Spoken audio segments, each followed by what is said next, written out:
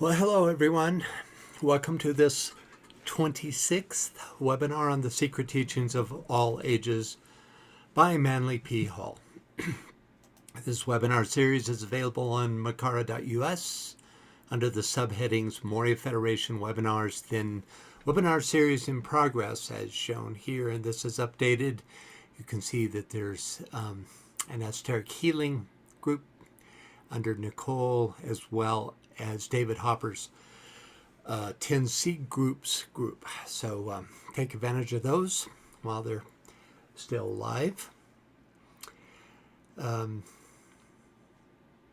Previous series are available on webinar makara.us under the subheadings Moria Federation, and the ST series are also available on YouTube. Just do a search for Francis Donald or Secret Teachings. We ended last month with a look at the Chaldean Oannes, or the Iao, one of the four-faced gods of antiquity. And with this, our last session on Atlantis, we'll begin with those histories that chronicle the migration from that doomed continent. Through Edgar Casey, we learned that Egypt and the Yucatan were two key immigrant destinations, though in fact the small group of Atlanteans warned by the White Brotherhood spread to all the countries surrounding Atlantis. So let's start by rereading the paragraph we finished with last time. Could we get a reader, please? I'll start with that. The mythologies of many nations contained accounts of gods who came out of the sea. Certain shamans among the American Indians tell of holy men dressed in birds' feathers and wampum who rose out of the blue waters and instructed them in the arts and crafts. Among the legends of the Chaldeans is that of Oannes, a partly amphibious creature who came out of the sea and taught the savage peoples along the shore to read and write, till the soil, cultivate herbs for healing, study the stars, establish rational forms of government, and become conversant with the sacred mysteries. Among the Mayas, Quetzalcoatl, the savior god, whom some Christian scholars believe to have been St. Thomas, issued from the waters, and after instructing the people in the essentials of civilization, rowed out to sea on a magic raft of serpents to escape the wrath of the fierce god of the fiery mirror. Quetzalcoatl. Thank you. Yeah, there's going to be quite a few of those names today, and I'll step in if you have trouble because I've been practicing a little bit anyway.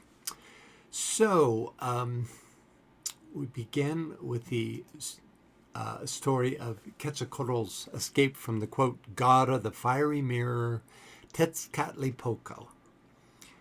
MPH says that this is where we ended last time, among the Mayans, Quetzalcoatl, the savior god, whom some Christian scholars believe to have been St. Thomas, issued from the waters and after instructing the people in the essentials of civilization, rowed out to sea on a magic raft of serpents to escape the wrath of the fierce god of the fiery mirror, Tezcatlipoca.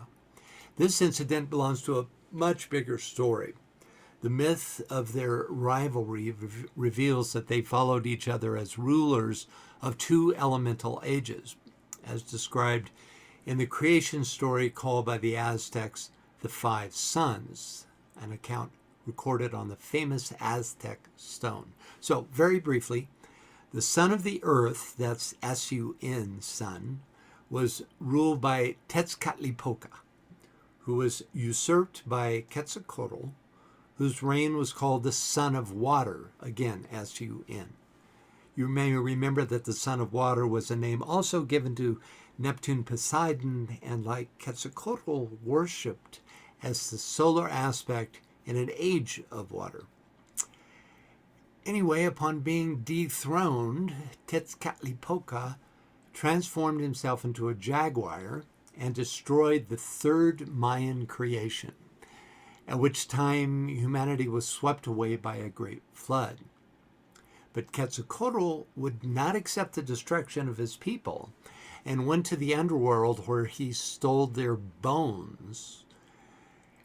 And get this, he then dipped his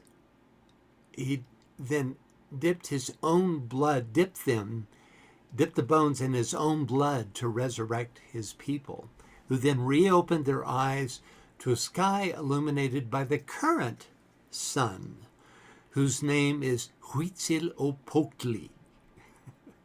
Some interesting names. Here's a passage from the Royal Masonic Cyclopedia on Aztec monastic life. We don't normally think of a monastic life when we think of the Mayans and the Aztecs, but indeed they had it. So unless we have someone here comfortable with reading Aztec names, I'll read this only because I took a few minutes to practice the pronunciation. So any experts on board? Okay. So, Mexican mysteries. This is an entry in the Masonic Cyclopedia.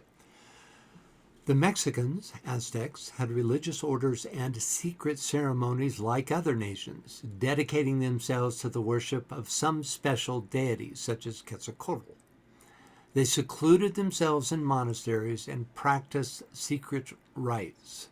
This order was called Tlamatcazcayotl, and the members Tlamatcazque. Another order was called Telpochitlitli, or the youths, being composed of youths dedicated to Tezcatlipoca.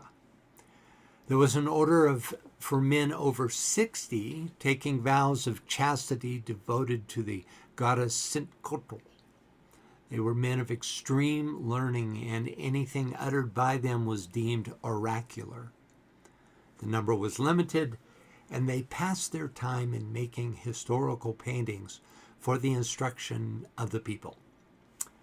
The North American Indians had similar societies. Humboldt speaks of the order of Botuto, or Holy Trumpet, among the Orinoco Indians.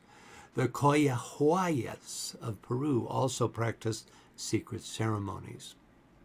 This is all from the Royal Masonic Cyclopedia of History, Rites, Symbolism, and Biography. Any thoughts or questions about anything thus far? Okay, back to the text. Could we get a reader for the next segment, next paragraph? Yvonne, can you read that for us, please? Sure. May it not have been that these demigods of a fabulous age who, Estrus-like, came out of the sea were Atlantean priests. All that primitive man remembered of the Atlanteans was the glory of their golden ornaments, the transcendency of their wisdom, and the sanctity of their symbols, the cross and the serpent. That they came in ships was soon forgotten, for untutored minds considered even boats as supernatural. Wherever the Atlanteans proselytized, they erected pyramids and temples patterned after the great sanctuary in the city of the Golden Gates. Such is the origin of the pyramids of Egypt, Mexico, and Central America. The mounds in Normandy and Britain, as well as those of the American Indians, are remnants of a similar culture. In the midst of Atlantean program of world colonization and conversion, the cataclysms which sank Atlantis began. The initiate priests of the sacred feather, who promised to come back to their missionary settlements, never returned. And after the lapse of centuries, tradition preserved only a fantastic account of gods who came from a place where the sea now is. Okay, thank you. Any thoughts or questions on this paragraph? Okay. First, Esdras which is a variation of Ezra, had a vision which appears in Esdras 2, verse 13, from the Apocrypha.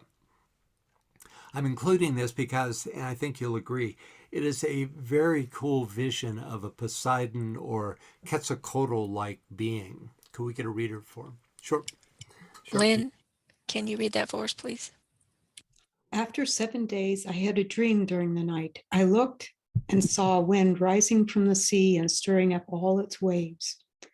As I watched, this wind made something like the figure of a man come up out of the heart of the sea.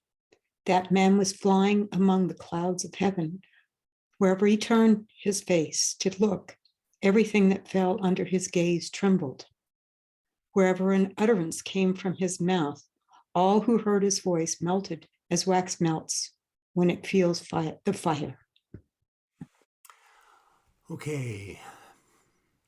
While we're looking at Bible stories, probably the most well-known version of the snake and cross comes from the story about Moses and the brass serpent. So could we get a reader for this secret doctrine excerpt? Martha, can you read that for us, please? Yes, I can. It is owing to the serpent being oviparous that it became a symbol of wisdom and an emblem of the logoi, or the self-born. The creative God emerges from the egg that issues from the mouth of Kneph as a winged serpent, for the serpent is the symbol of the all-wisdom. With the Hebrews, the same deity is glyphed by the flying or fiery serpents of Moses in the wilderness. And with the Alexandrian mystic, she becomes the Orpheokristos, the logos of the Gnostics.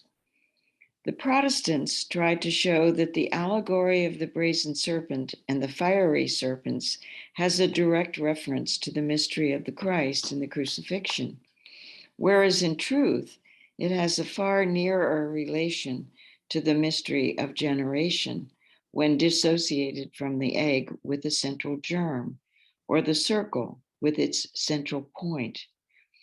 Without the egg, it was purely a phallic symbol, but when associated therewith, it related to cosmic creations. Secret Doctrine, pages 389-90. So little have the first Christians understood the first 4 chapters of Genesis in their esoteric meaning that they have never perceived that not only was no sin intended, but the serpent was actually the Lord God himself, who as Ophis, the Logos, or the bearer of the divine creative wisdom, taught mankind to become creators in their turn. They never realized that the cross was an evolution from the tree and the serpent, and thus became the salvation of mankind. By this, it would become the very first fundamental symbol of the creative cause, applying to geometry, to numbers, to astronomy, to measure, and to animal reproduction. Secret Doctrine, Volume 2, page 226. Okay, any thoughts or questions about this? Oviparous here means born from eggs, right? And of course, that has cosmological implications. Also, the fact that they shed skin. All these make it a fit metaphor for the wisdom aspect, for all wisdom, right? And so the serpent being actually the Lord God is, she calls him here the bearer of the divine creative wisdom. That's because, for the most part, the serpent is a symbol of Fohat. Actually, the serpent and cross is a symbol for Fohat, the force that initially binds spirit to matter, the latter symbolized by the cross. But then during the evolutionary cycle, that same serpent and cross enables us to release ourselves from the form aspect. Joe Campbell relates this redemptive aspect to the crucified Christ. These are actually two sides of a coin that came out in the 16th century. So could we get a reader for this excerpt from Masks of God? Yes, but first, Efrosini says, and she typed this right before you. You said a couple of more words. So anyway, she said, I wonder how the serpent was chosen as a symbol of wisdom. Maybe their characteristic to change their skin, their ability to renew. And then you actually did describe a little bit about that. So Yeah, yeah, Francine, if you have any additional questions, it's one of the oldest symbols. You find it all the way back in the earliest archaeological records, in Egypt, in Babylonia, certainly in Hindu mythology. And it also has to do with, esoterically, it has to do with the Kumaras, the dragons, the serpent and the dragon being really pretty much the same idea and the same symbol. So it's Capricornian in that sense, but it's always been a representation of the wisdom aspect. Now you have a lower serpent, the serpent of evil in Egypt, especially. There was this aspect that showed up. This is the dragon that's slain by Saint George. That's very different kind of serpent, right? Okay. all right. Greg, I'm going to ask you to talk, but Risa just said the rising of the Kundalini also. Well, certainly that's called serpent energy. And you can see, the three channels of the Kundalini, the Ida, the Pingala, and what's the other, Shushumni, are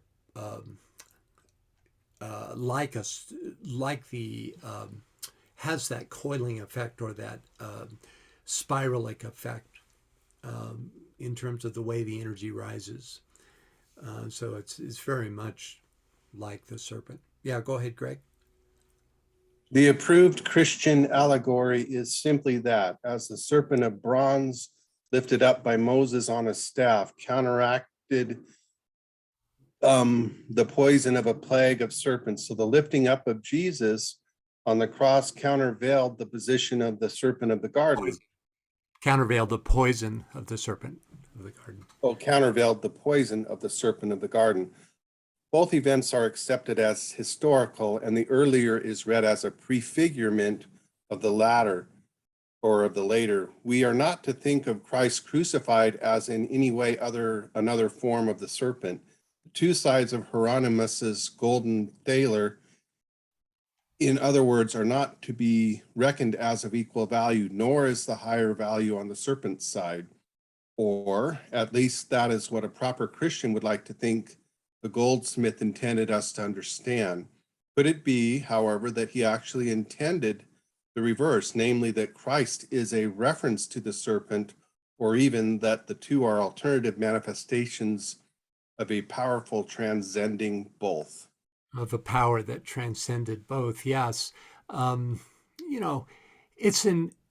see it as an energetic allegorical representation of that second aspect, energy. Fohat is that which allows us, Fohat itself is the third aspect. It always relates to form, but it's that which also allows us to be released from form, which is very much like the Christ aspect, allowing us to be released from the form world. And I like his statement that, well, how about the idea that that the two are alternative manifestations of a power transcending both? Because any representation is going to be essentially a form-related representation. So that which animates both of these ideas is formless altogether. Okay, any thoughts or questions about these ideas we're talking about? Okay, next, Wherever the Atlanteans proselytized, they erected pyramids and temples patterned after the great sanctuary in the city of the Golden Gates. He's talking about Poseidonus, the capital of Atlantis. HPB here describes a direct link between the Atlanteans and the Egyptian pyramids. Could we get a reader, please? Carrie, can you read that for us, please? The civilization of the Atlanteans was greater even than that of the Egyptians. It is their degenerate descendants, the nation of Plato's Atlantis, which built the first pyramids in the country, and that's certainly before the advent of the Eastern Ethiopians, as Herodotus calls the Egyptians. This may well be inferred from a statement made by Ammianus Marcellinus, who says of the pyramids that there are also subterranean passages and winding retreats, which, it is said, men skillful in the ancient mysteries, by means of which they divined the coming of a flood, constructed in different places, lest the memory of all their sacred ceremonies should be lost. Thank you, Carrie. So, any thoughts about this? The quote, yeah. I'm sorry. Anne Veronica says even Greece had pyramids. There is one just outside the city of Argos. Right. You sent that link and I looked it up. It was, yeah, quite fascinating. In fact, I meant to include it today and didn't do it to show a picture of that. Yeah, Greek pyramid, indeed. Yeah, they cropped up everywhere, and also other versions of of an earth mound, right? For instance, the mounds in Normandy and Britain, as well as those of the American Indias, are of course distinctly different from the pyramids, possibly because their provenance came from a more northerly part of Atlantis. Who knows? But here are 3 British mounds. And here are 3 shots of the pyramid-like Monk's Mound in the U.S., the largest pre-Columbian earthworks in the Americas. Built, we're told, by the Cahokian Indians. Very much. Francis, before you go on, could you go back to the 2 slides? The next one. What are we actually looking at here? Oh, these, there are, of course, what HPB is describing, these subterranean passages and winding retreats have not been found, right? These. Oh, this is imagination. This is not a photo or something. No. These exist in existing pyramids, but they're not the one described here. There are also subterranean. For instance, this is the Great Gallery that leads up to the King's Chamber, and this is a lesser pyramid that goes down into the bowels of it. But it's these weren't constructed in order to avoid the flood, because they're just passages in pyramids we know of. These passages described here, I think, have yet to be located. And we're going to be reading a little bit more about those from Casey life readings, where he actually talks about some of these passages. So, Okay, Francis? thanks. Yeah. Yvonne had her hand up. Did you have a question, Yvonne? Well, I think you answered it. I was wondering about these subterranean passages and why they didn't get flooded and kill everyone in them, that they were sealed inside the pyramid so the water didn't go in there.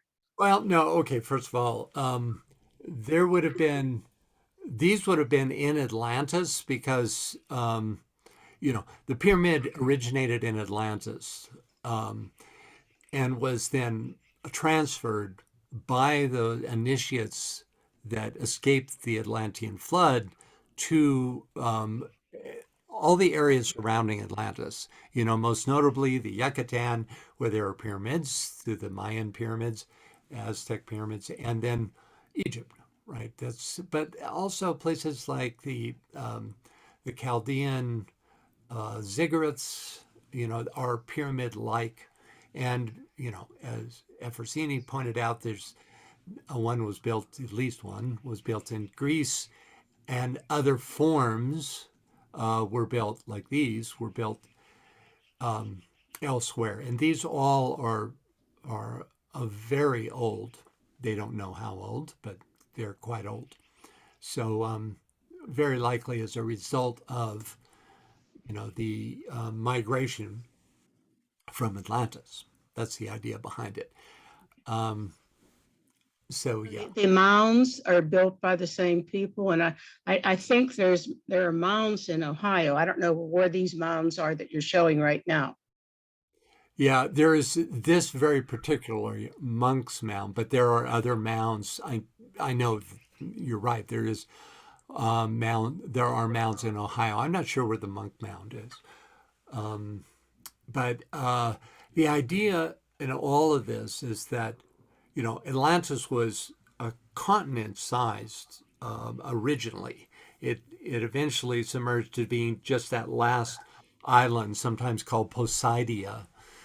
But before that, it would have included many different types of peoples, and the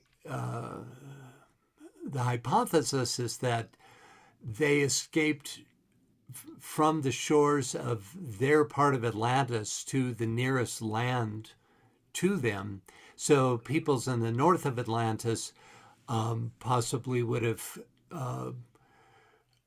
taken with them the culture that resulted in these mounds and barrows here, which are found in England, and that another part of Atlantis would have traveled west to America's North America and created this version. And then, of course, we have the more known pyramids that the Egyptian and the Aztec pyramids. And so there was that version. What all representations of of an idea that originated in Atlantis. That's the idea. Thank you. I have another question. The boat that supposedly came in that stirred up the water. I had been reading when they evacuated Atlantis, when the last cataclysm was 10,000 years ago, that they could still use their airplanes to evacuate. So is that the flying machine? It was really one of their little airplanes that they were going to different places with rather than boats. I was wondering about that, up the waters.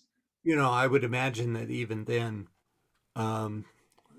with the technology given them by the hierarchy, that their airplanes wouldn't have been for mass exodus, but there were, in fact, I think it was either the last time we read about Casey's life reading, where one of the quote unquote entity, which means, his client in a previous lifetime, did go to the Yucatan via a flying machine. And in case you think this is, utterly ridiculous and fantastic, if you remember I'm not sure if it was last time that we read from DK, I think it was 2 times ago, and he describes the flying machines and other technological marvels that weren't invented by the Atlanteans because they hadn't developed mind, but were gifts from the hierarchy for some inscrutable reason, and that whole approach to humanity was withdrawn after the abuse by the Atlanteans. Yeah. So yeah, there were definitely flying machines. Yeah, and I had read that they were powered by seeds, the energy stored in seeds. But I've read a couple places they had the flying machines, but like you say, they were gifts from the hierarchy. That's the main thing, just how they were powered. That's interesting, powered by seeds. That suggests that they were able to tap into the life aspect somehow. It's pretty fantastic, really, when you think about it. Okay, Joan has had her hand up for a while, and then she actually typed in there, but go ahead, Joan. Tell us what it was that you... Yeah, Cahokia is east of St. Louis. Okay. It's on the other side of the Mississippi River. So I can't remember which state it's in. I have been there. And they are continuing to do a lot of archaeology there. I've seen a recent show about more that they have found there. And Ohio, I know that they definitely have what's called a serpent mound, which is indeed in the shape of a serpent. Right. I remember now that you're bringing that up. I think you can find that in Adena, Ohio. Uh-huh. We used to play around there when Oh, we were really? kids. Yeah, no wonder you got so wise. And, you know, a number of the pyramids do have a variety of passageways.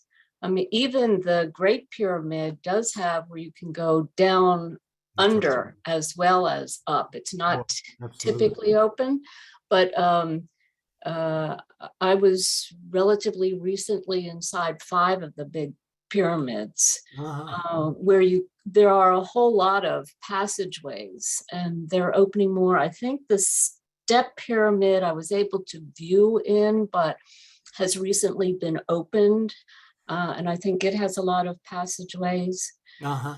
The other place that came to mind, it's not a pyramid, but in what is it, Herculaneum? Is that the one next by Pompeii?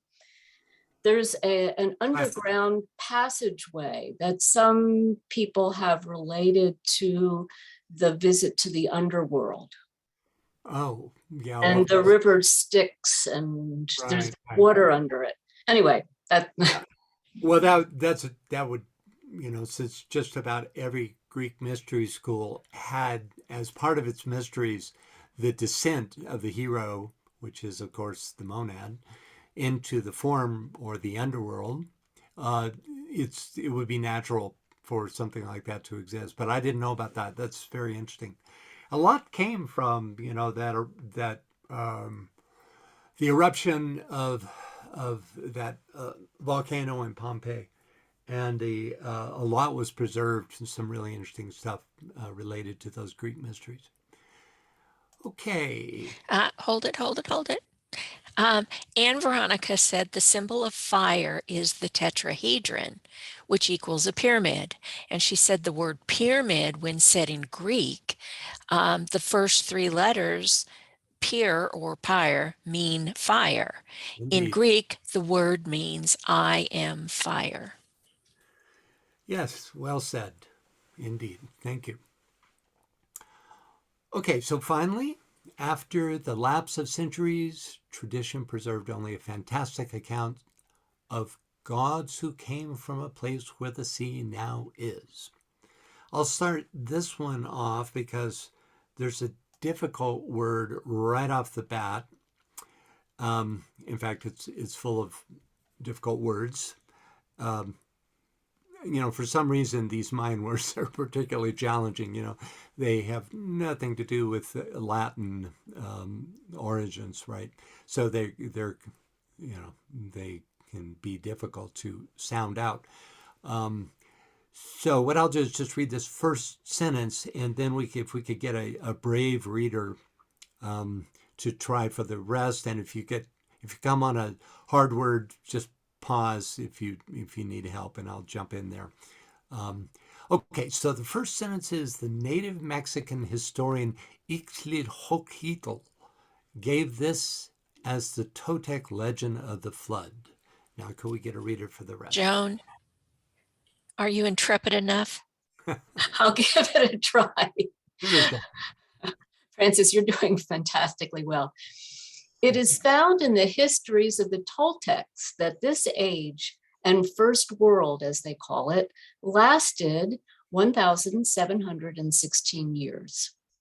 That men were destroyed by tremendous rains and lightning from the sky, and even all the land, without the exception of anything.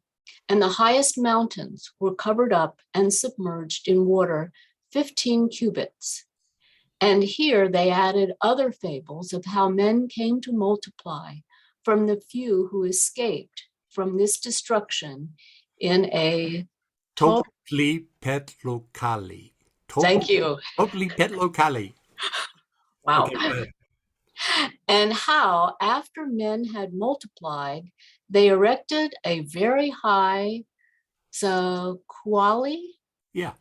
which is today a tower of great height, in order to take refuge in it, should the second world age be destroyed. Presently, their languages were confused and not able to understand each other. They went to different parts of the earth. The Toltecs, consisting of 7 friends with their wives who understood the same language, came to these parts, having first passed great land and seas, having lived in caves, and having endured great hardships in order to reach this land. They wandered 104 years through different parts of the world before they reached Huehue Tlapalan, which was in Se Tecputl, 520 years after the flood. Outstanding job. Thank you. Any thoughts or questions about this? So you can see the relationship here, and that they have all the mythology connected with the Atlanteans. And this existed, of course, way before the theosophical concept of Atlantis, etc. And you find this in all the lands that bordered Atlantis, some references like this. Okay, where are we here? So, Yvonne and Carrie both have questions. Go ahead, Yvonne.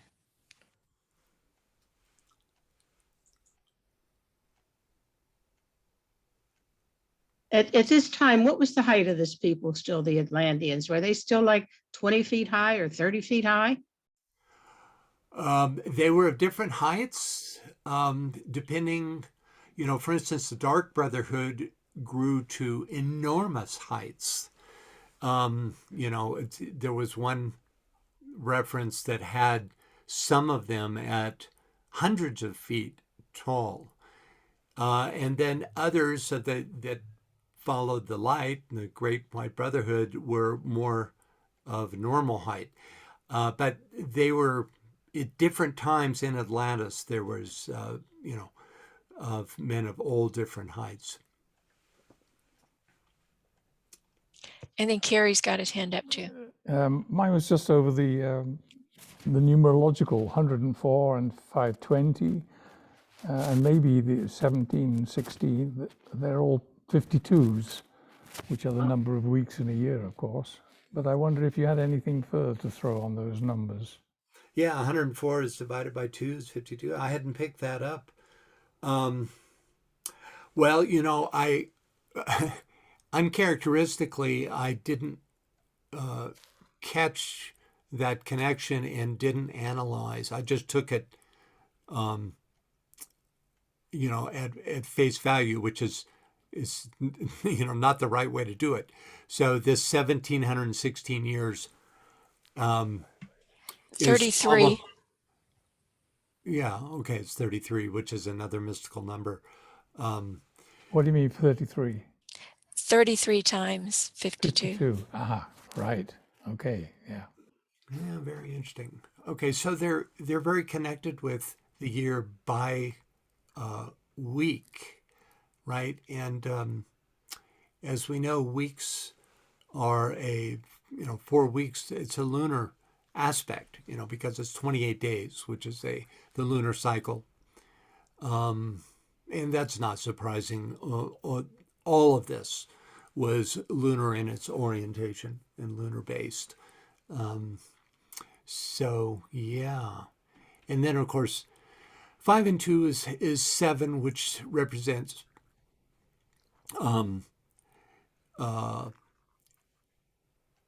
two aspects of a complete unit of a cycle, right? And So when you have the cipher at the end, then you have a greater cycle. And as we know, the Aztecs were very much into these cycles as represented by their great calendar, right? But no, I haven't done more with it than that. Good catch on that. And Efrosini asks, is there a connection between Atlantis and the confusion of languages, the symbol of the Tower of Babel, the existence of dozens of languages that led to difficulties in communication? Yes, it's one of many esoteric truths that found its way into the wisdom teachings of all that area surrounding the Mediterranean, as well as all the land surrounding Atlantis. So certainly, I would hypothesize that the source of the Tower of Babel was what we just read here. This idea of the Zaquali, right? Yeah, for certain, and the confusion of languages. I mean, how could it not be, right? It's just so specific in its reference, and we'll find the ubiquitousness of many of these traditions, especially Noah, and and we'll read about him in a minute, so I won't say that now, but yeah. Anything else? Okay, next up, or was that next up? Yeah, that was next. No, this is next up. Could we get a reader, please? Andrea, can you read that for us, please? H.P. Blavatsky thus sums up the causes which precipitated the Atlantean disaster. Under the evil insinuations of their demon, Thevatat, the Atlantis race became a nation of wicked magicians. In consequence of this, war was declared, the story of which would be too long to narrate. Its substance may be found in the disfigured allegories of the race of Cain, the giants, and that of Noah and his righteous family. The conflict came to an end by the submersion of the Atlantis, which finds its imitation in the stories of the Babylonian and Mosaic flood. The giants and the magicians, and all flesh died, and every man. All except Xisarus and Noah, who are substantially identical with the great father of the Tlinkithians in the Popol Vuh, or the sacred book of the Guatemalans, which also tells of his escaping in a large boat like the Hindu Noah, Vaiswasvata. Vaishvasvata, yeah. Thank you. Vaisvasvata. Nice pronunciation. Okay, so we learned about Tevatat a couple of webinars back, who MPH described as projecting a sphere of excess and fury, which he poured forth through the possessed citizenry until the whole civilization collapsed in a common ruin. This is the downside of astral polarity, right? You can become an unwitting vehicle for a negative force such as this. Pretty chilling stuff. And that's why it had to be stopped. Okay, next, HPB references the, quote, disfigured allegories of the race of Cain, the giants, and that of Noah and his righteous family. HPB's collected writings gives us a bit more information on the race of Cain. And could we get a reader and start with the photo caption at the bottom, please? Okay, Janet, can you read that for us, please? Sure. Although Cain No, is, please start with the oh, photo. at the bottom, I'm sorry, the bottom, sorry. 12th century column capital from the Cathedral of Saint Lazare in France. Lamech hunting with his son Tubal Cain. They accidentally shoot and kill Cain, mistaking him for a wild animal. Although Cain, Ishru, Nimrod, and those two fathers of Caesarism were of Asiatic origin, it was not, however, upon the extreme east, but upon the west that the calamities let loose by those great villains, by those first schismatics from the divine and social law which had governed all mankind until they arrived, precipitated themselves. The Oriental people saw that a whirlwind of evil quickly declined towards the horizon and direct its course towards those distant shores which are enclosed by our mountains and seas. HPB's collected writings. Okay, so this horrible manifestation of these flawed peoples was quick to move to the west, right? Any thoughts or questions about this? HPB collected writings is a terrific source for this kind of information. 15-volume set.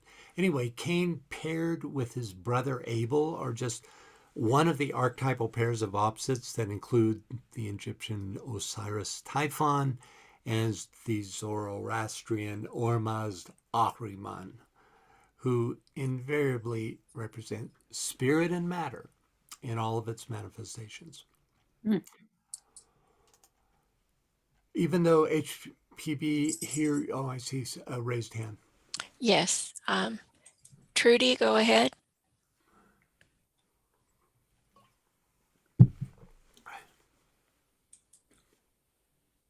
Trudy, did you have a question? Your hand is raised. I'm talking without unmuting myself. Yeah, I wanted to know what Caesarism means. Oh, Caesarism. Yeah, it's well, the true fathers of Caesarism. Caesarism is the idea of the super lower ego, the despot, right? Because remember that in early Roman times, you had the Republic, and then out of that evolved this kind of monstrous form where the Caesar was dominant, right? And that lasted pretty much till the end, even though there were some there were better Caesars than others, but many monsters involved in that. Yeah. Thank you. That's all it means, yeah. Anyone else? Okay. So, even though HPB uses the term giants in passing right here, let's take a moment to clarify what is meant by this generic term. It's going to be confusing. First, the most obvious meaning. There were physically gigantic human beings and beasts in both the Lemurian and Atlantean races, with individual instances incarnating in the fifth root race. But when referred to as a race, the race of giants, what's often meant is the Titans. And could we get a reader, somebody comfortable with Greek pronunciation? Hint, hint. And Veronica, he's calling your name.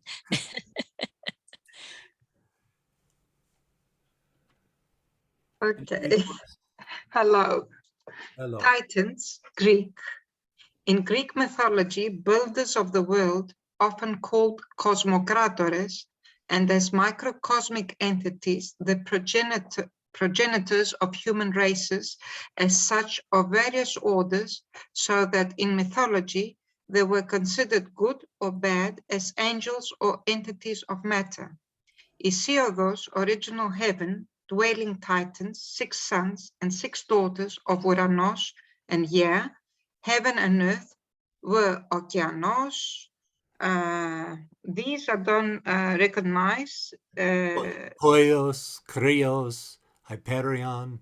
Υπερίων, Ιαπετός, Κρόνος, Θέα, Ρέα, Θέμης, Mnemosini, Phoebe, and Tethys, but other names were later included, such as Prometheus, Epimetheus, and later still the name was given to any descendant of Uranos and Ea. Rebellions taking place against the rulers of heaven, followed by falls and casting out, refer to the descent of creative powers to form new worlds and races. In the rebellion of Titans, first against Uranos in favor of Kronos, then against Kronos in favor of Zeus, the Titans are mixed up with other sons of heaven and earth. Ekadotachires, hundred-handed, Cyclopes, etc., and the accounts in detail are extremely intricate and confused. The Titans, in one respect, are fourth-root race giants, the Hindu Daityas, who at one time obtained the sovereignty of earth and defeated the minor gods. They are thus fallen beings. Python, Suras, and Asuras, Corybantes, Kuritis, Dioscuri, Anactes, Di Magni, Idii, Dactyli, Lares, Penates, Mains, Aletae.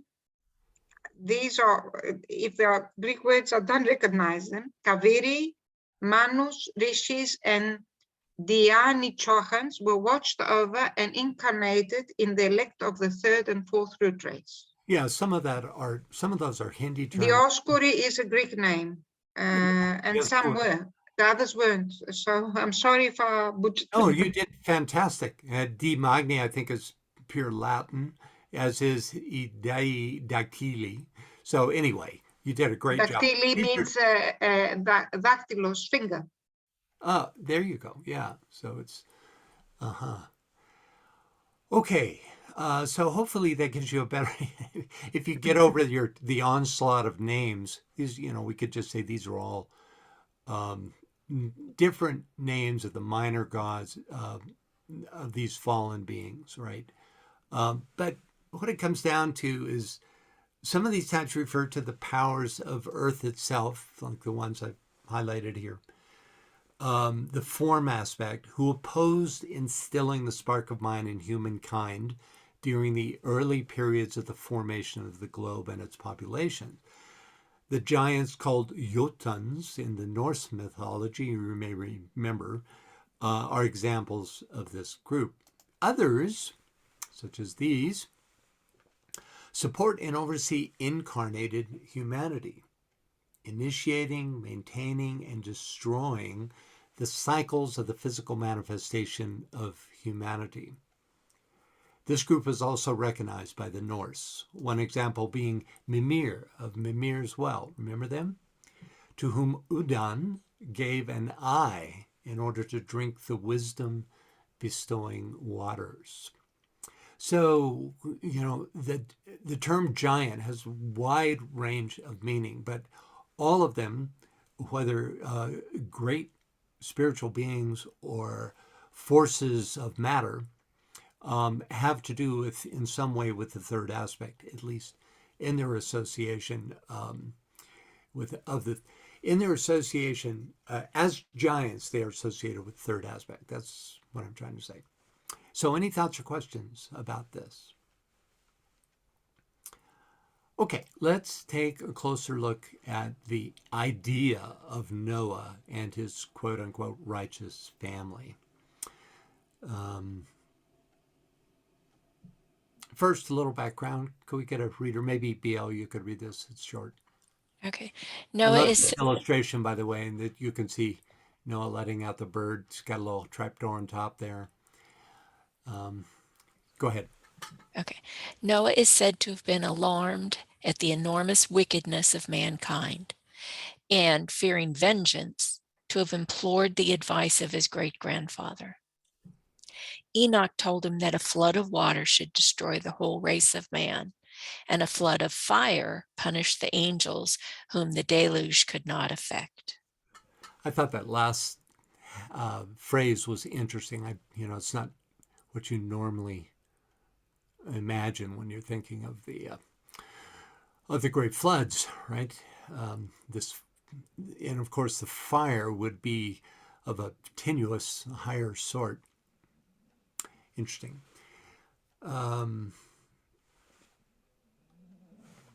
But where and when did Noah live? HPB gives us a much broader insight on this question. We get a reader, please. Trudy, can you read that for us, please? The deluge is undeniably a universal tradition. Glacial periods were numerous, and so were the deluges. For various reasons, Stockwell and Kroll enumerate some half-dozen glacial periods and subsequent deluges, the earliest of all being dated by them 850,000 and the last about 100,000 years ago. But which was our deluge? Assuredly the former, the one which is to this date remains recorded in the traditions of all the peoples from the remotest antiquity, the one that finally swept away the last peninsulas of Atlantis, beginning with Ruta and Taitia and ending with the comparatively small islands mentioned by Plato. This is shown by the agreement of certain details in all the legends. It was the last of its gigantic character.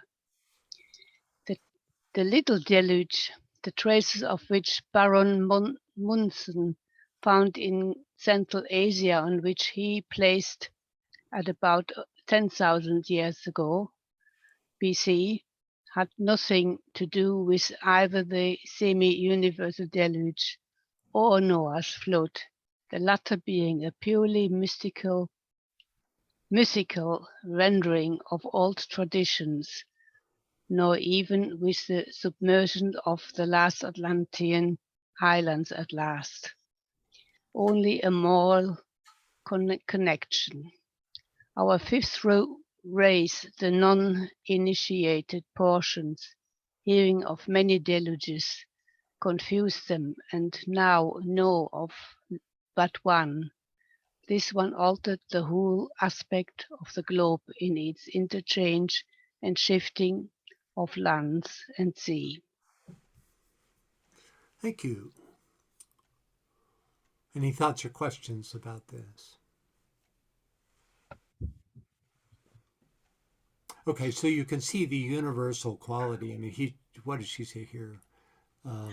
Yeah, we have, Efrosini says, the Titans are sometimes, that is in Hesiod, great solar angels, and in other traditions, that is Orphic, lunar divas. I wonder how these great floods affect the divic realm.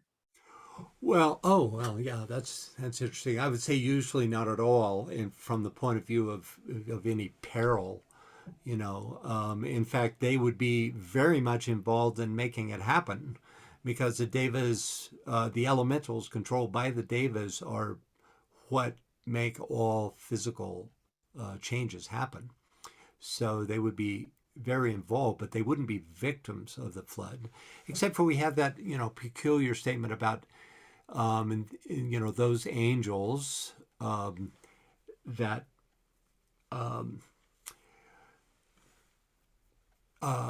those angels that couldn't be affected by water would be quote unquote punished through this form of fire, and you have to wonder what he's talking about when you would be looking at a kind of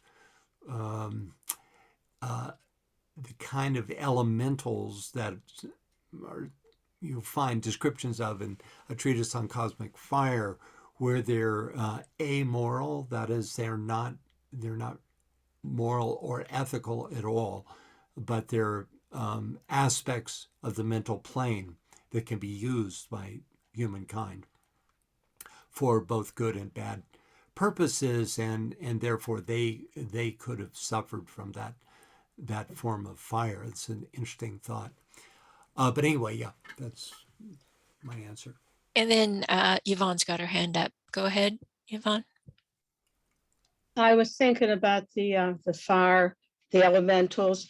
So if you're on the mental plane, which is fire, aren't there lower elementals there? I'm thinking of maybe Lucifer, and he was cast with his angels and down into, but they would be because they were disobedient or something like that, or wanted to do their own thing.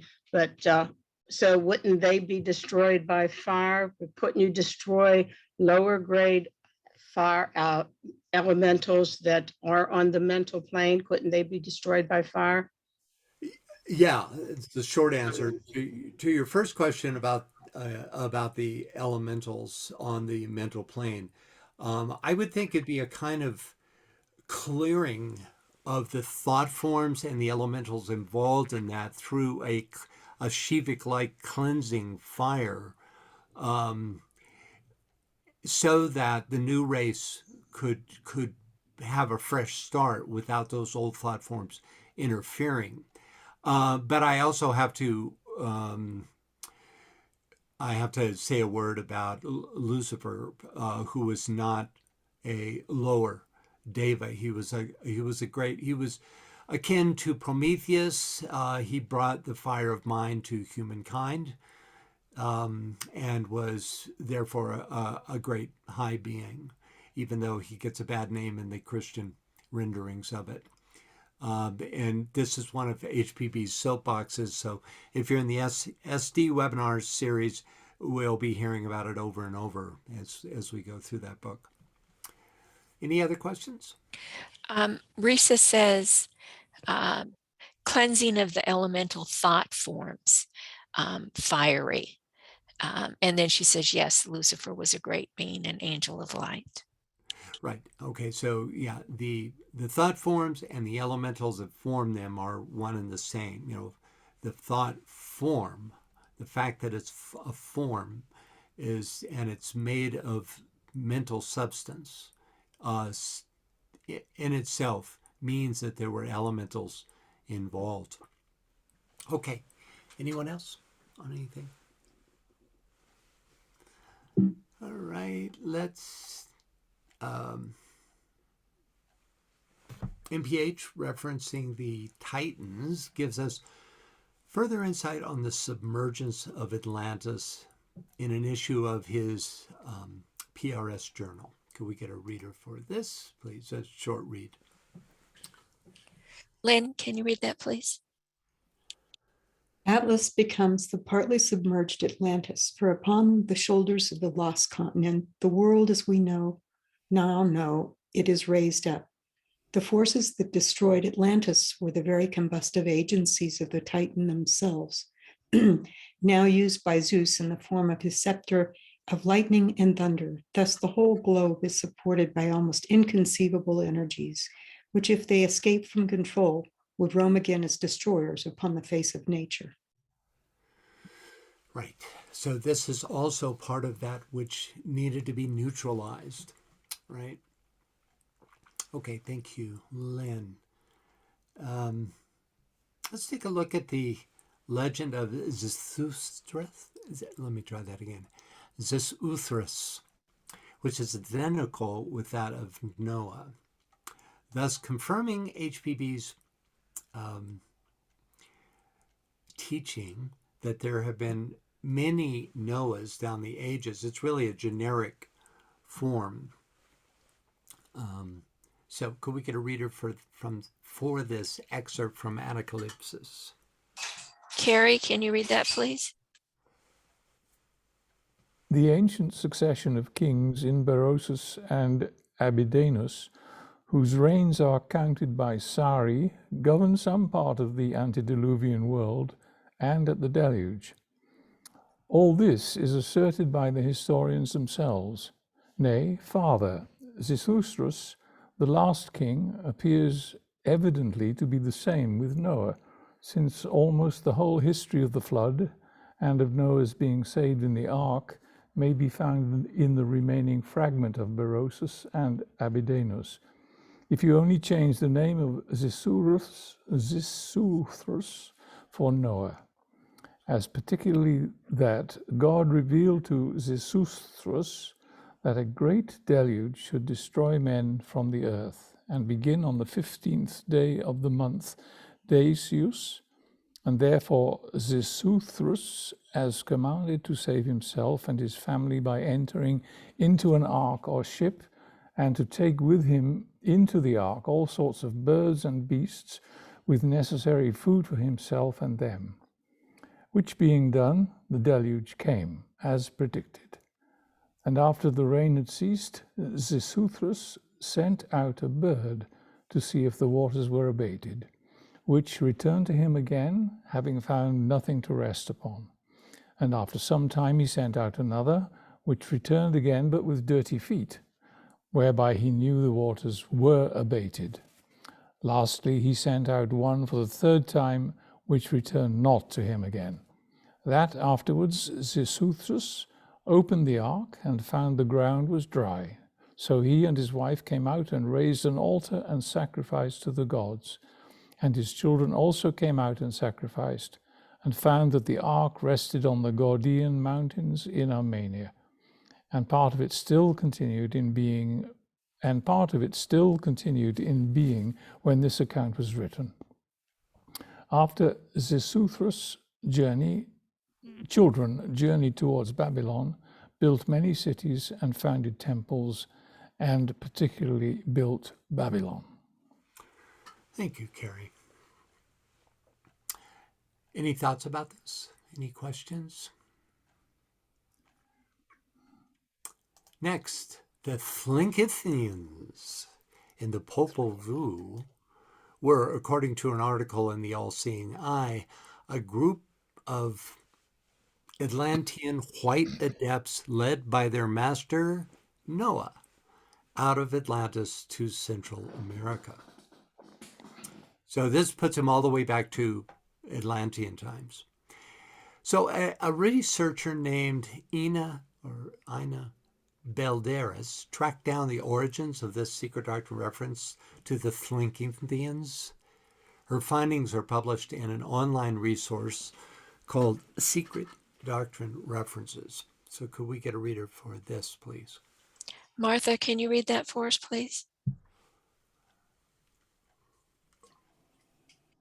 The Thinkians or Thlinkit Indians lived in Alaska, Yukon, and British Columbia, while the Popol Vuh is the sacred book of the Quiche Maya in Guatemala.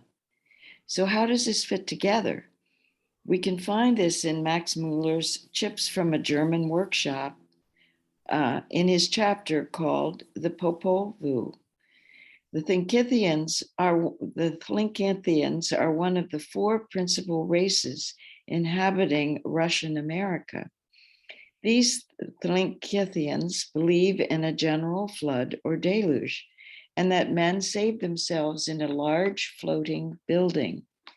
So in Max Muller's chapter on the Popol Vuh, he finds strong similarities when comparing the creation stories of the Thlinkit Indians and the Mayans. Thank you, Martha. It doesn't really answer the question as to how this myth made it all the way up north, but there is definitely a relationship between the Thlinkithians of Atlantis and this far north group. Okay.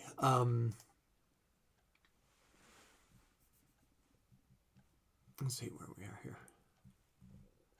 Could we get a reader for MPH's final paragraph? This is it, guys, on Atlantis. Yvonne, can you read that for us, please? From the Atlanteans, the world has received not only the heritage of arts and crafts, philosophies and sciences, ethics and religions, but also the heritage of hate, strife, and perversion. The Atlanteans instigated the first war, and it has been said that all subsequent wars were fought in a fruitless effort to justify the first one and right the wrong which it caused. Before Atlantis sank, its spiritually illumined initiates, who realized that their land was doomed because it had departed from the path of light, withdrew from the ill-fated continent. Carrying with them the sacred and secret doctrine, these Atlanteans established themselves in Egypt, where they became its first divine rulers.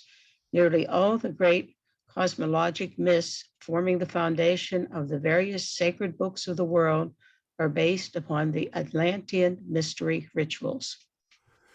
Okay, thoughts or questions on this paragraph?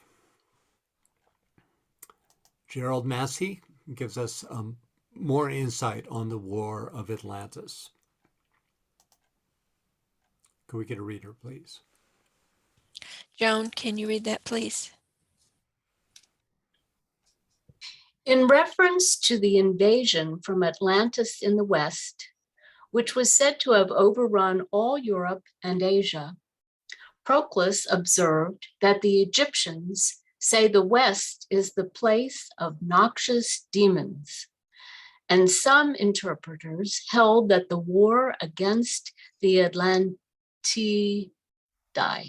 was a war against those material demons who were adapted to the West. This was the opinion of Numenius and Porphyry. That such is the true interpretation.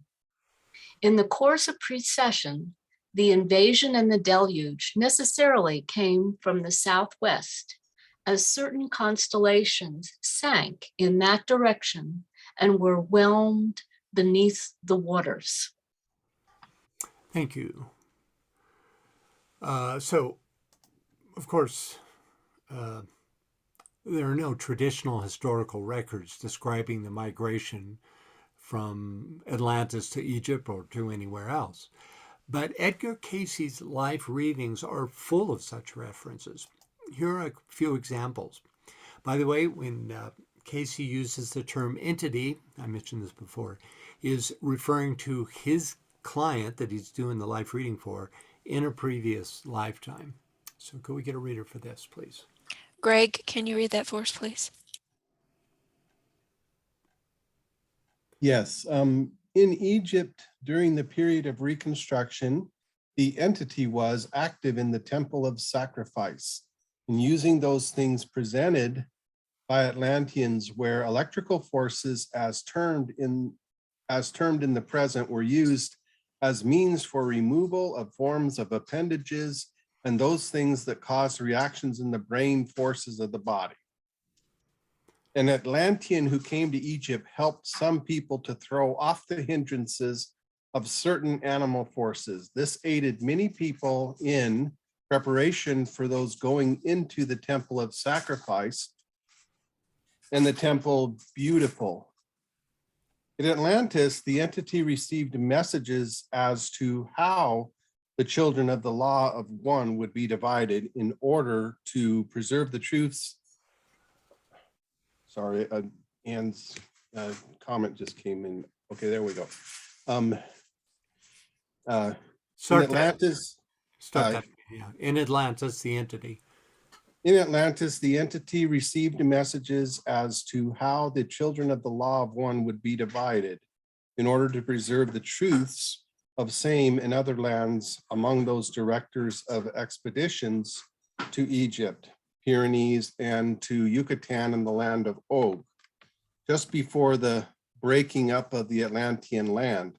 Later, with the revivifying of the priesthood in Egypt, the entity was among those that set about the unifying of the teachings of the Atlanteans in order to aid the Egyptians, as they would be called today, the Indians, the Indo-Chinese, the Mongolians, and the Aryan peoples. All these were activities of the entity, for he was a messenger or means by which the transmissions of messages was set up. The entity was one of the Atlanteans that came into Egypt and aided in quelling the people, bringing reason and concerted activity among rulers and those in power, politically and religiously, not only in Egypt, but to many lands to which emissaries were sent. Thank you, Greg. Okay, pretty amazing insight into the past, through these live readings. Of course, this kind of information comes from no other source whatsoever. And some of the stuff's incredibly esoteric, right?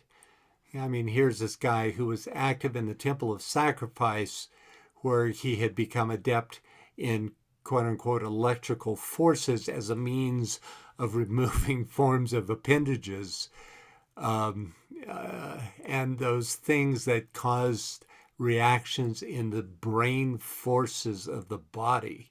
I mean, that is really out there. And, anyway. Okay, we have a comment here from Anne Veronica. She says, I wonder if one could go behind the myth of Noah and could say it represents the evolution of man from the astral plane to the mental plane. But I can't interpret the animals. Maybe we still have our animal nature with us going on the mental plane.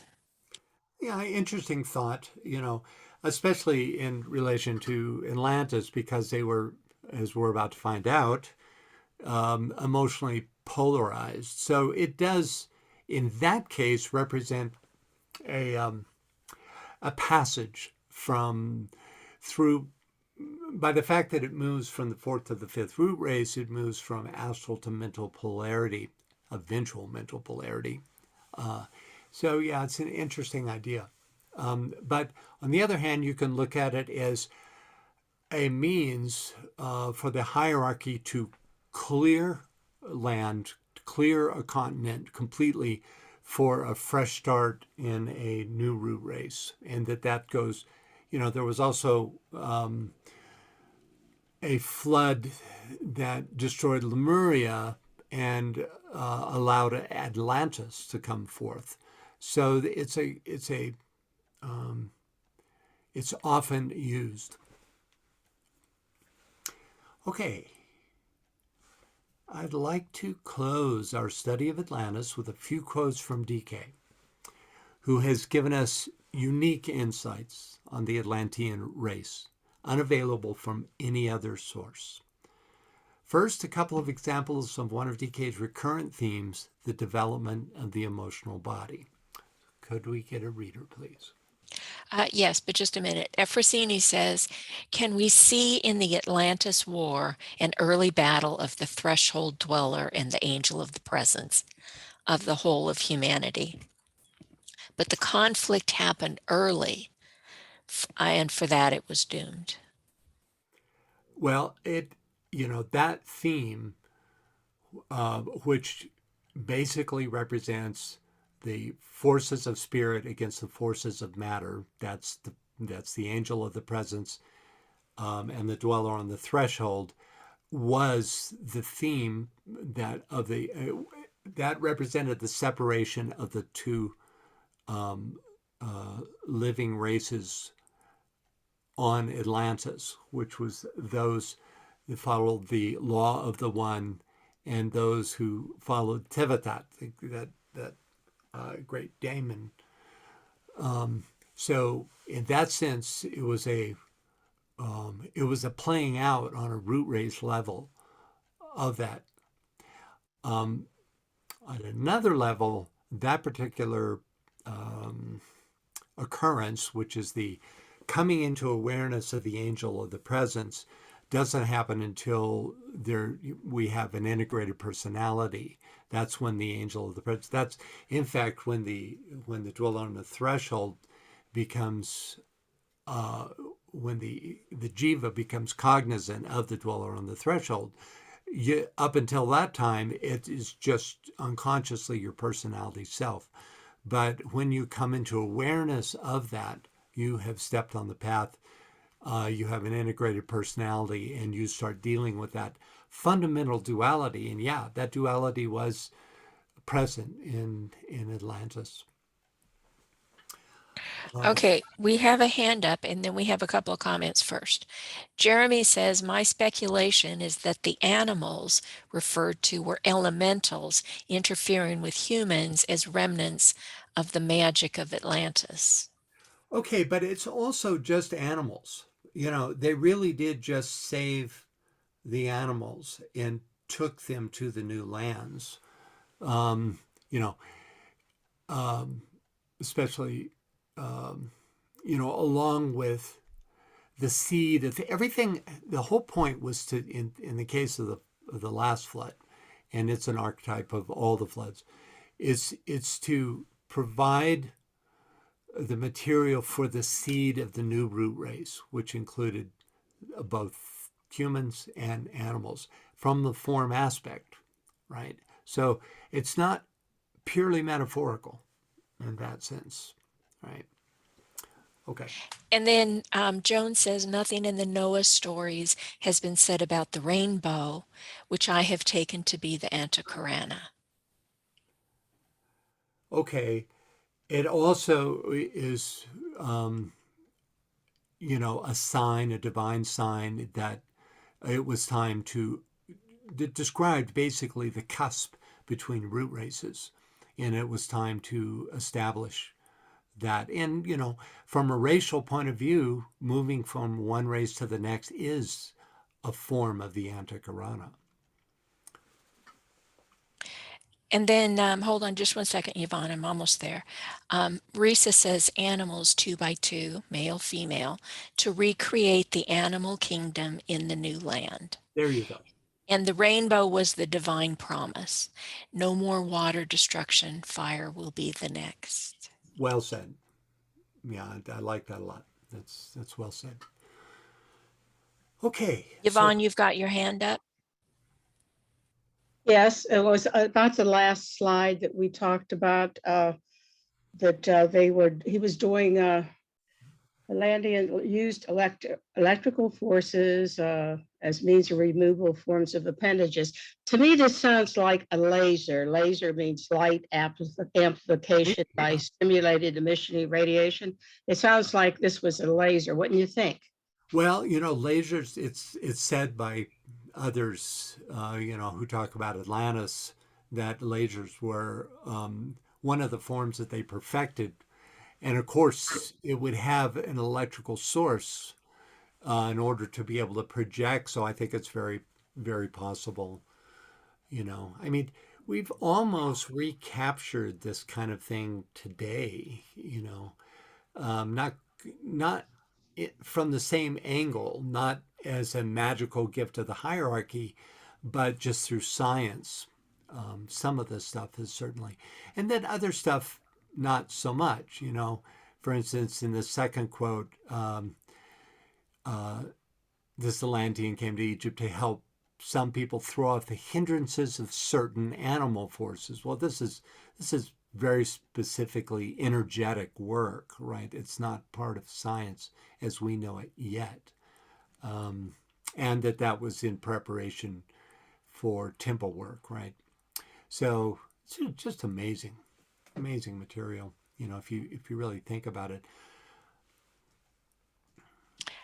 Janet says, part of the reading that keeps ringing in my mind is that every war afterwards was still being fought to write the first one. Are there any other comments that that would be of interest? Well, that war took us out of balance in a fundamental way. Raising as a mass effort, man against man, and it was initiated by this great demon Tevetat, and it created, which was its purpose, was created this huge imbalance. And ever since then, the pendulum has been swinging back and forth, creating cause and effect, and therefore promulgating more wars, you know, and I can see how they all are all originated from or are attempts to recreate the balance that was disturbed by that first war. You know, just from an energetic point of view, you can see how that would be true. And think how many wars And we've it, had during our lifetimes. You know, just dozens of wars, you know, that have happened on the planet since in our lifetimes. Yeah, go ahead. Risa says the same forces that destroyed the Atlantean demons and dark forces are the same forces that affected World War I and II. And Yeah. those same forces are now attempting to destroy our country now. I agree with you on the last statement, and the first statement you made we're actually going to be reading about. So why don't we get on with that? Unless there's more. Ours, Greg has his hand up. Yeah, Greg has his hand up. That's all right. Greg, what do you have? In terms of I think I'm working much more with fourth ray personality, but with any kind of development and growth for any of us trying to integrate the personality with the soul, we have to learn to find the counterbalances and find the place in the center where the pendulum is balancing. And that this world right now is about balancing. We're still fighting these wars, not only but the physical wars may be over, but we're still fighting them on the emotional and the mental, and even to the degree, perhaps from the level of the monadic and the soul, that those forces and wars have to happen in order for the overall balancing of the organism, so that we can then transform and be moved into a higher fifth root race understanding and application. Yeah, well said. You know, the ray of humanity is the fourth ray. It's eventual harmony through perceived conflict. You could say the great illusion creates the conflict of duality. And the attempt to reconcile that duality leads us out of the maze, right? And we do it in all kinds of different ways. One of the most destructive ways is through war. But if you read DK about World War II, you know, he didn't consider it as a negative event. He, you know, along with the rest of the hierarchy, had hoped it could have happened on etheric levels and not actually manifest. But it was absolutely a necessary corrective. And I agree with whoever spoke before about the fact that we're still fighting that war. The Dark Brotherhood is re-entrenched and is still very much resisting the unfoldment of the Aquarian Age. So yes, let's read this. Anybody else? Okay, Andrea, can you read that for us, please? Meditation, as followed now and as followed in Atlantean days, differs fundamentally. In the fourth root race, an effort was made to facilitate attainment via the atomic subplane from the emotional plane to the intuitional, to the practical exclusion of the mental. It followed the line of the emotions and had a definite effect on the emotional body. It worked upwards from the emotional instead of, as now, working on mental levels, and from those levels making the effort to control the lower two. In the Aryan root race, the attempt is being made to bridge the gap between the higher and the lower, and by centering the consciousness in the lower mind and later in the causal, to tap the higher until the downflow from that higher will be continuous. Okay, and a reader for this longish passage. Maybe we should divide this here. I'll highlight. Ooh, I can't do that. Hang on a sec. I tried to highlight the word. Now I can though. So let's. Oops, that's not where we are. Sorry, guys. I'll start the first part of it, and Lynn can finish the. Okay, you can go up to here where it says his consciousness. All right. Okay. if it'll hold. No, it won't. But anyway. Go ahead. Then the focus of the soul's attention, working through the slowly evolving man, is in the world of desire, and the soul becomes identified with another response apparatus, the desire or astral body. His consciousness then becomes the Atlantean consciousness. His desires are no longer so vague and inchoate. They have hitherto been concerned with the basic urges or appetites. First, his urge to self-preservation, then to self-perpetuation through the urge to reproduce, and next to economic satisfaction. At this stage, we have the state of awareness of the infant and the raw savage. Gradually, however, we find a steadily growing inner realization of desire itself and less emphasis upon the physical satisfactions. The consciousness slowly begins to respond to the impact of the mind and to the power to discriminate and choose between various desires. The capacity to employ time somewhat intelligently begins to make its presence felt. The more subtle pleasures begin to make their appeal. Man's desires become less crude and physical. The emerging desire for beauty begins to appear, and a dim sense of aesthetic values. Okay, Lynn. His consciousness is becoming more astral mental or kama manasic, and the whole trend of his daily attitudes or his modes of living and of his character begins to broaden, to unfold, and to improve. Though he is still ridden by unreasoning desire most of the time, yet the field of his satisfactions and of his sense urges are less definitely animal and more definitely emotional. Moods and feelings come to be recognized, and a dim desire for peace and the urge to find that nebulous thing called happiness begin to play their part. This corresponds to the period of adolescence and to the state of consciousness called Atlantean. It is the condition of the masses at this present time. The bulk of human beings are still Atlantean, still purely emotional in their reactions and in their approach to life. They are still governed predominantly by selfish desires and by the calls of the instinctual life. Our Earth humanity is still in the Atlantean phase, whereas the intelligentsia of the world and the disciples and aspirants are passing rapidly out of this stage, for they reached individualization on the moon chain and were the Atlanteans of past history. Okay, so he's using the word Atlanteans here in the last phrase in a broader sense of the word, meaning that they were kama manasic or emotionally polarized in that previous time in the moon chain. Okay. Any thoughts or questions? Let me go back. Any thoughts or questions? Lots of really important stuff in here. Yeah, we have go ahead. We have a couple of comments.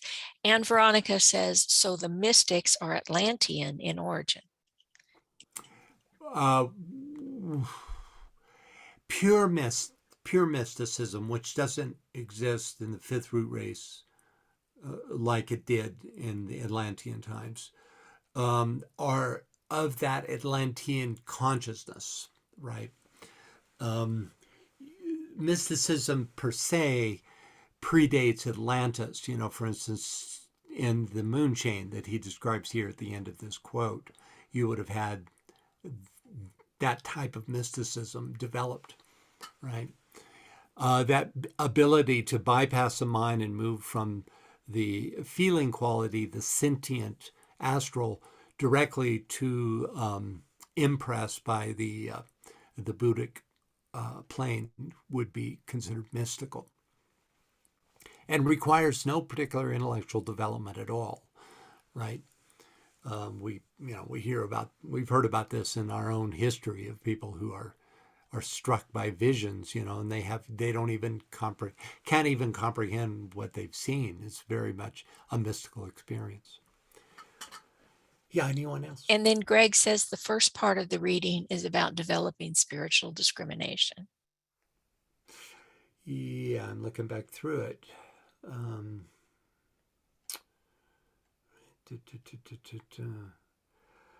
Yeah, spiritual discrimination.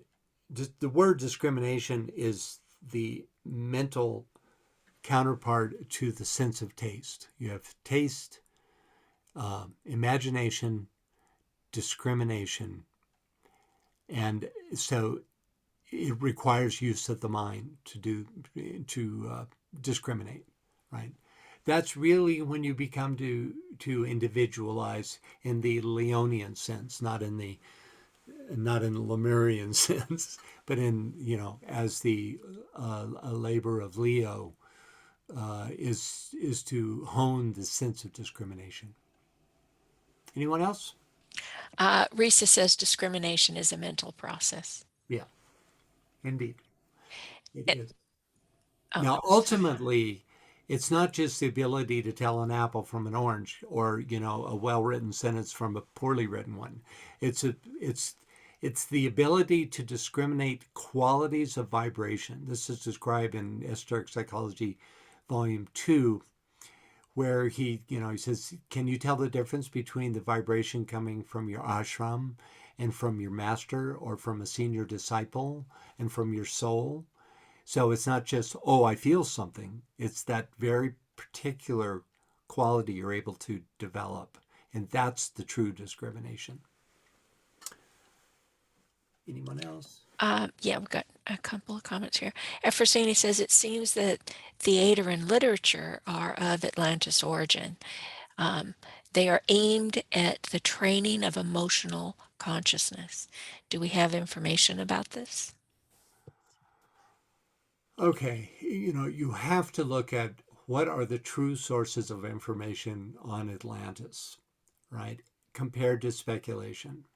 What you have are Plato, whose information came from the Egyptian priesthood in Sais, Sais, who had direct knowledge of the Atlantean times. But the kind of question you just asked would not have been passed down to Plato by them. So then you have Edgar Cayce, who is able to tap into an unconscious stream by means of his clientele. And in his life readings, which are very oriented to his clientele, certain more general information would come forth. So that's another source that, if you believe in Cayce, and I certainly do, he did something like 32,000 readings that have a coherency in and of themselves. Then you have the Blavatsky DK tradition, and there's a lot of information in those about what you're talking about, but specifically about the development of theater and that fourth ray line of creativity. I haven't seen that specifically referenced.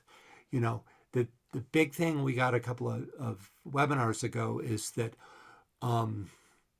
all the more sophisticated elements of Atlantean life came as direct gifts from the hierarchy. So, we don't know whether there were great poets or great painters, etc. If there were, they would have been initiates of that time. I don't know if I even answered your question. I kind of lost track. Any other thoughts about that? Any other questions about this quote? Okay, let's. This will be the last thing we do here on Atlantis. Yeah, I'd like to close our study of Atlantis with a few quotes from DK.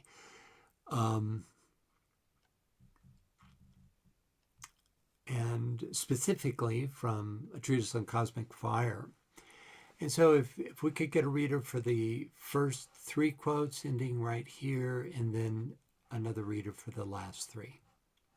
last one, I should say. Carrie, can you start with the first three? Right. The rod of initiation, wielded by the Logos of the solar system, is called, among other things, the sevenfold flaming fire. It was confided to our Logos by the Lord of Sirius and sent to our system from that radiant sun. One of its purposes is for use in emergencies. This great talisman has never yet been employed in this particular manner, though twice it was nearly thus used, once in Atlantean days and once in the 3rd year of the late war. The origin of the feud between the Lords of the Dark Face and the Brotherhood of Light, which found scope for activity in Atlantean days and during the present root race, can be traced back to the moon chain. Indication only is possible. It is not permissible here to give out the transmutative formulas or the mantrams that manipulate the matter of space. Only the way can be pointed to those who are ready or who are recovering old knowledge gained through approach to the path or latent through experience undergone in Atlantean days. And the landmarks indicated hold sufficient guidance to enable them to penetrate deeper into the arcana of knowledge. Thank you, Carrie. Okay.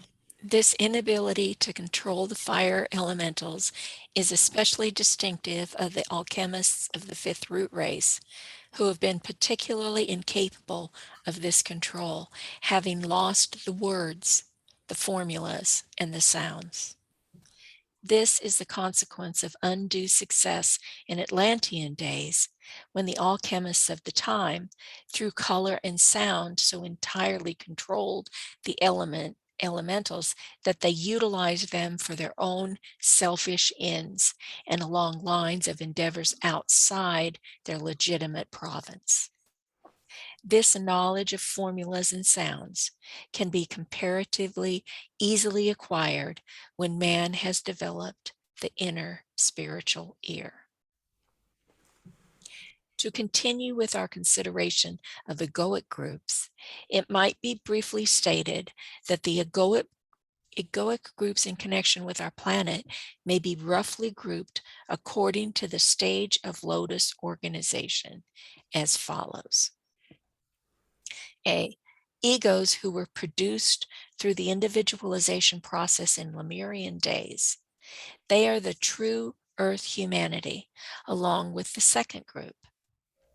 B. Egos who have individualized during the Atlantean root race until the door was shut. C. Egos who have come in from the moon chain and who are much more evolved than Earth humanity. And D. Egos who have been swept in since Atlantean days to take the place of those egos who have achieved liberation and whose causal bodies have disappeared or whose lotuses have died out, leaving a vacuum in force substance which must be supplied and filled. Okay. Thoughts or questions about these quotes?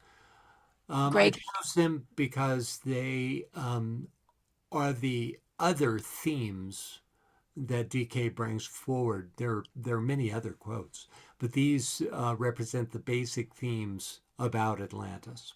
Okay, Greg. Yeah. One of the quotes here, it says, where is it? In the very first quote, the rod of initiation wielded by the Logos, blah, blah, blah. I mean, I'm not doing That's that. right. But to the point where it says, this great talisman has never yet been employed in this particular manner, though twice it was nearly thus used, once in Atlantean days and once in the 3rd year of the late war. Now, I don't know, but that particularly seems relevant to approximately about the time that we dropped the nuclear bomb on Hiroshima and Nagasaki, and that might have been a metaphorical reference to this third year of the late war? Well, no, actually, there was a very particular turning point in 42, where in 41, from the hierarchical point of view, was the darkest year of the war. 42 is when that worked out, but it was also arrested. For instance, that's when the Nazis were arrested in Russia and began to be driven back, even though they'd almost made it to Moscow, which is kind of a symbolic representation of the defeat of the Nazis. So there, in the hierarchy had literally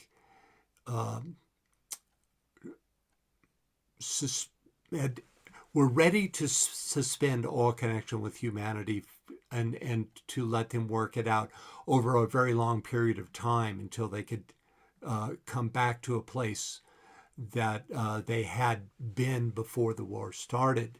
But without this interference of the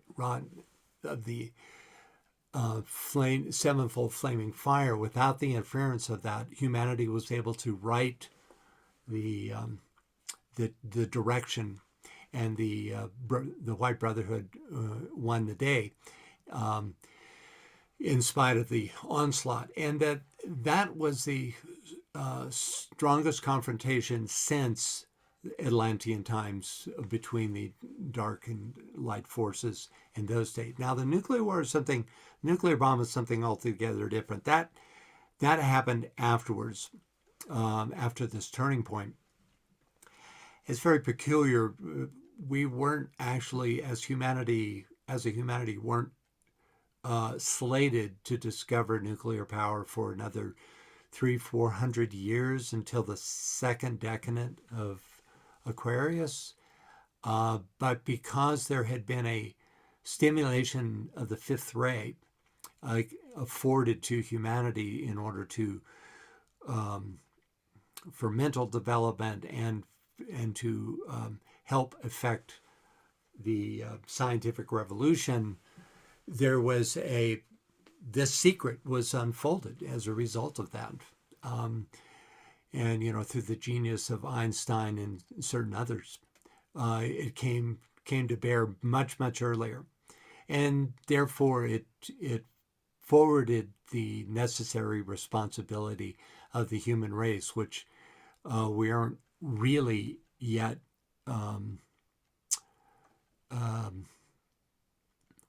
what should I say? We hadn't reached to the point where we were really able to take on that level of responsibility, but we were forced into it as a result of that. So there's my long answer to your short question. Anything else before we pull the plug today? Anything on Atlantis at all? Good. It's good timing because next we'll be turning the page and looking at an entirely new section.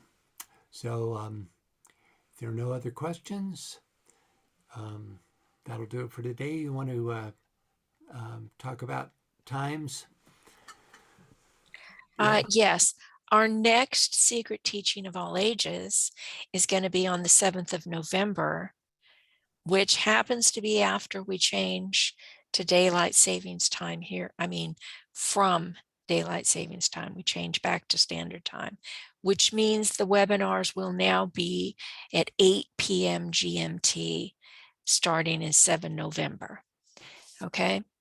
The next secret doctrine is going to be the 17th of October, and that will still be at 7 p.m. GMT. Okay, but aren't we going to also shift the time so that, at least for North America and some other parts of the world, that it's at the same relative time? In other words, yes, it's the same relative time for us here in the States. Right. Because when we go to standard time, it changes the difference between GMT. For those in Europe, I believe they change a week or so after we do. So depending on where you live, you'll just be aware that starting on the 7th of November, the next Secret Teaching of All Ages is going to be at 8 p.m. GMT for about 4 months. But the 17 October one will still be 7 p.m. GMT. But for those of us here in the States, it's a wash. Okay, well, you'll be able to figure it out. Just get your time converter for GMT if you have any doubts. And okay, it's a real privilege. Thank you. I think that's the ends our five sessions on Atlantis. And now we'll go back to the Greek mysteries for a while. Okay, thank you all, and we'll see you next time. Thanks, Francis. Bye-bye. Gary. Bye, everybody.